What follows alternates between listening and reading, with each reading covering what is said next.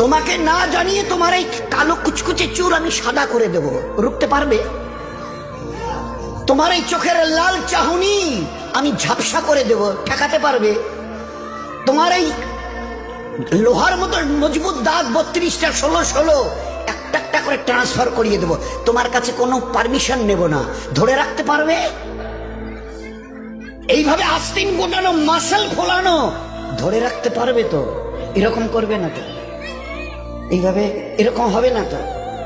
সামনে এসে একটা পান দিচ্ছে, এই হাত, চাচা এই হাতটা নিলেন, এই হাতটা কলেন, আরে বাবা দেখ না চিমটি কাটিতে কিচ্ছু নেই। আসমান থেকে আওয়াজ দিচ্ছে, ও হাত তোমার কথা শুনে আমার, এ হাত তোমার কথা শুনে আমার। আমি এর পাওয়ারকে সিজ করে নিয়েছি। এই দুটো পা যদি হনন হনন করে হেঁটে চলো, খালি একটা পায়ের যদি সামান্য একটু প্যারালাইসিস করে দিই না, তো জীবনভর করে হাঁটতে হবে।